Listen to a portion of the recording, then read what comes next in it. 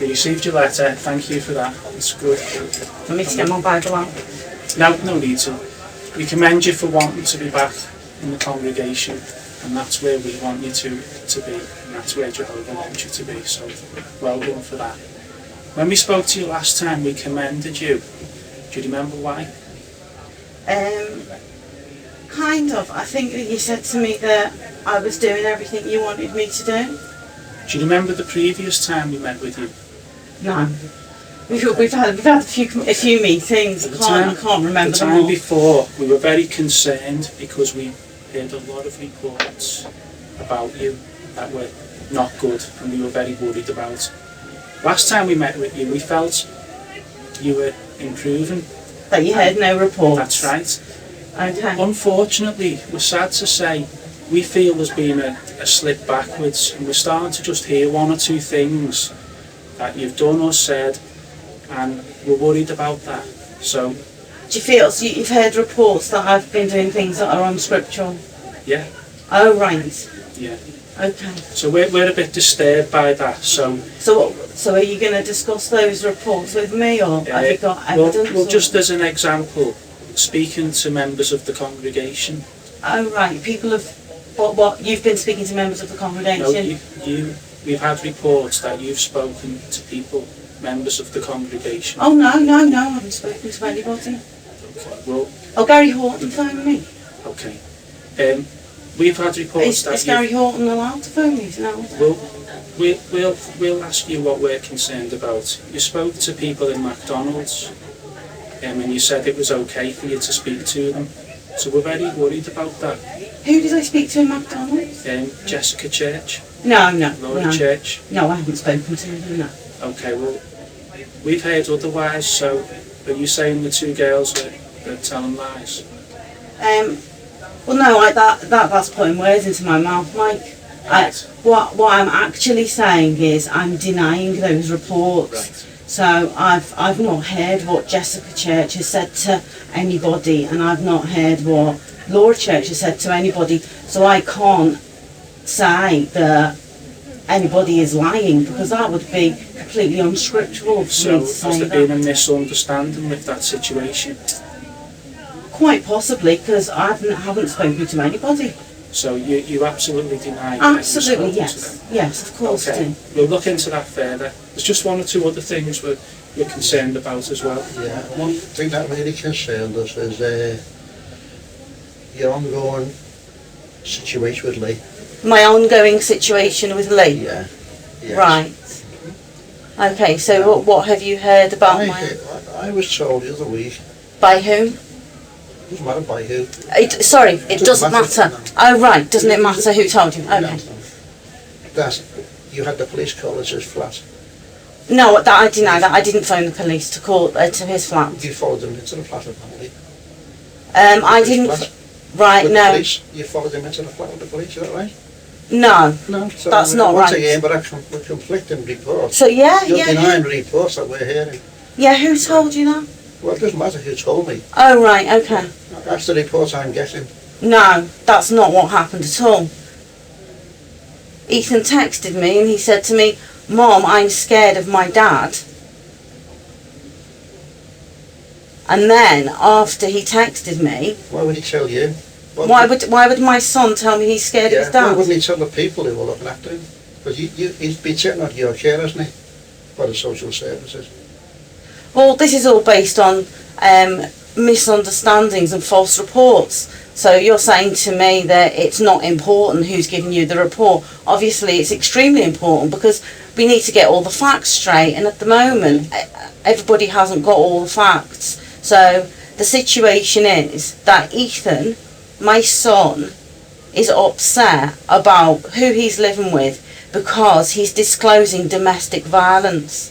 And that's the problem.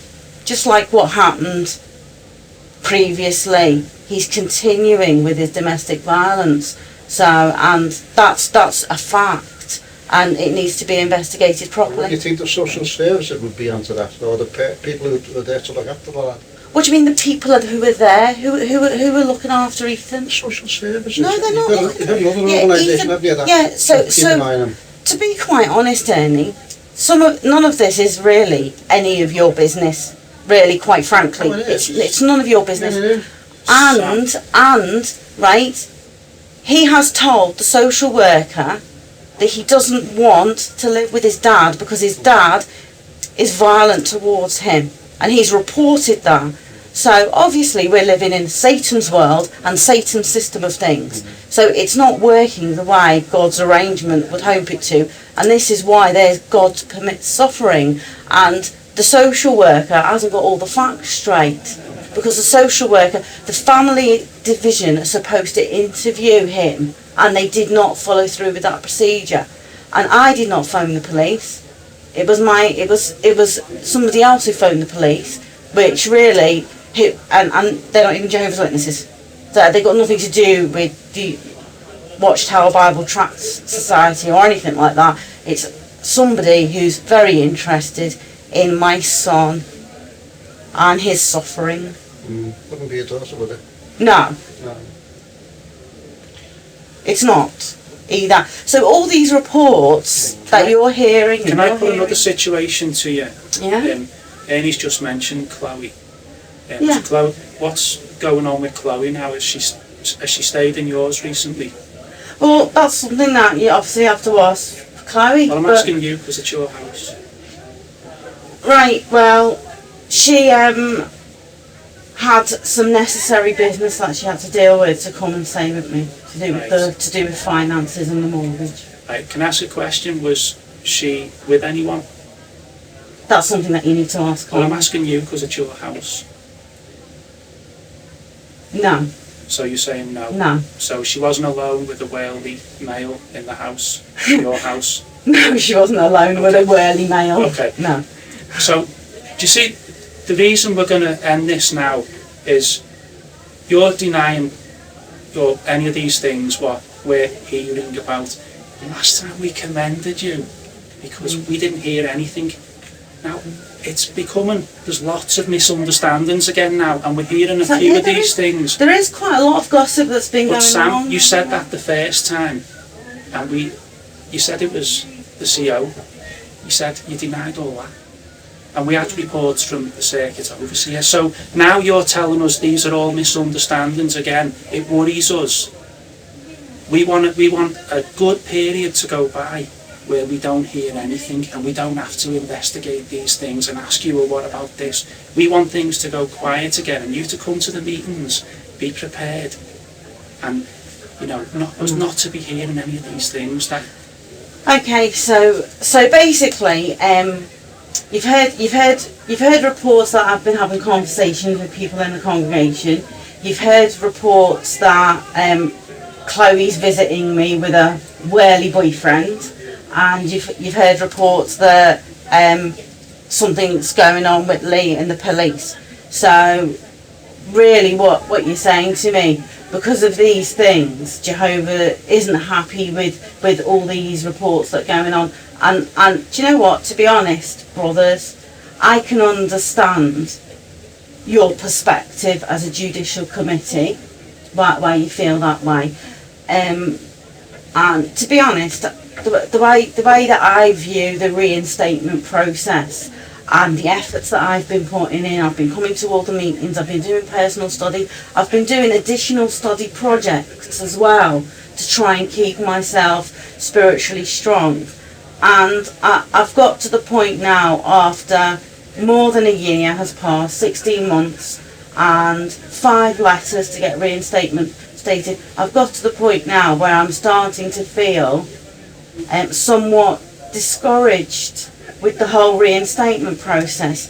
And when I do study and read the Bible, I think of Bible examples such as the prodigal son, and where he was forgiven straight away. He came back to his father, and his father ran up to him, and his father didn't say anything. Oh, wait a minute. We've had some reports. We need to do a reinstatement process.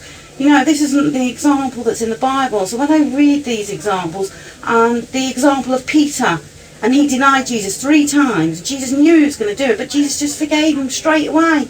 And he didn't say to him, well, hang on a minute, I forgive you, but you can't participate in meeting discussions for 6 months. He said, well, look, I'm going to give you responsibility to prove to you that I've forgiven you. And then there's other examples like Manasseh, but it's complete opposite. And I feel that reports about the police and reports about whirly boys and reports about conversing with people in the congregation aren't anywhere near as serious as the things that Manasseh did. And Manasseh got forgiven.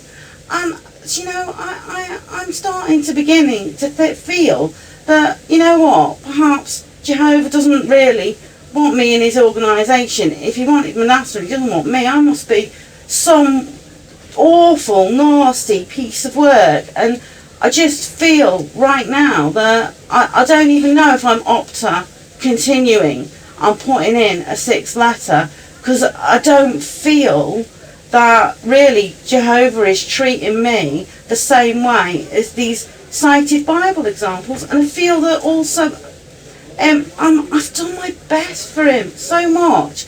And you know what? That's all he wants. He doesn't ask for more than my best. And I don't think I'm going to die at Armageddon if I don't put another letter in. And because he'll understand why it's been too stressful for me. All we want you to do is get your life sorted out. Well, that's all we want. You want me to get my life sorted out, Graham? We do. Right. We do. Okay. So really, what you're saying is that I'm responsible. Why don't you let Graham speak? Let Graham speak. That we're in a position and we've got to make judgments before Jehovah about individuals like yourself. Yeah, I understand that you've got to make a judgment. We've got no gains by keeping people out.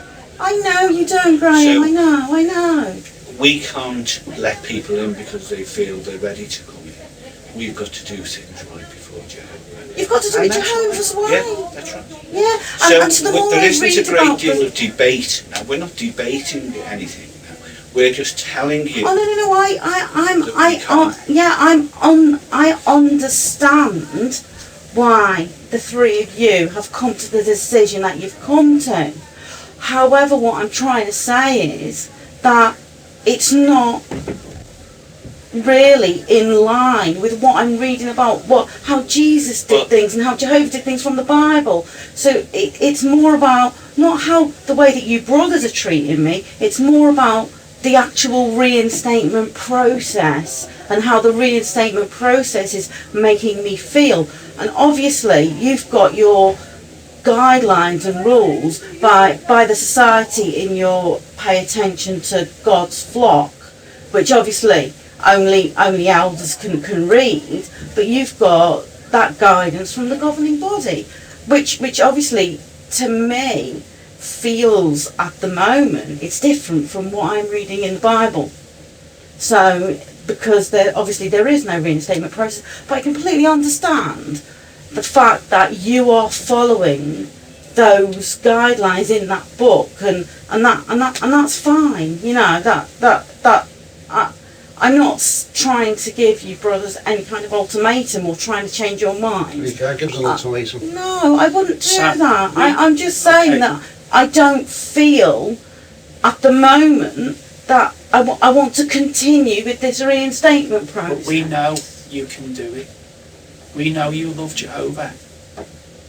You've shown us for a number of months. Absolutely. We commended you. Yeah, I do love Jehovah. Sam, this conversation could have been quite different if you'd have kept up that hard work. But we just feel... I can't control Lee's violence, can I? And I don't... And you know what, Mike? It's really difficult. I don't know how to deal well with the social workers. I don't know how to expose We're not going to domestic continue violence. this for much longer. Yeah. We've told you the reason why. Yeah. We don't want to discourage you. We want to encourage you to remind you that you can do it. You've already shown this committee that you can be orderly. You can put your life in order. You've shown us you can do that. Well, we want you to just to be fair, Mike, more effort. you just never heard about the stuff. You just never heard about the rumours. I have had it up to here with the way that the domestic violence that Lee is inflicting on Ethan, and it's been really, really stressful, and it's out of my control. And I hope that you can understand that trying to deal with the authorities has been challenging for me, and I don't feel it's going to ever get put right until the judge accepts that Ethan is old enough to make his own mind up where he wants to live. And that's the only point at where maybe I will be in a position to start attending meetings again and put in another letter. But at the moment, like Graham, you said to me, I need to put my life in order. But really, I need to be able to, like, my dad's going to hire the most expensive solicitors, and you know what? It's a very, very challenging and trying situation in these last days. That there's a lot of suffering. So I don't really personally think that any one of you is doing anything, you know, against me, and I don't hold any grudges or anything like that, and I don't want you to think that I'm going to go away and say anything negative about the three of you, because I understand there is another book that probably says things about the reinstatement process that isn't in the Bible, and you need to be obedient to that. There's a little bit more to it than that. But I'm trying to show you that I understand your position as elders shepherding the flock. Well, we've got a responsibility. Absolutely. Before Jehovah and to the congregation, we try and give it a lot of thought and get things right. We want to benefit the individual like yourself. We were just talking about before, we want a person to come back in the congregation at the right time for them and for the congregation. At this moment in time, we don't feel it's the right time. I understand why you feel that way. Great. Thanks for your time then, Sam.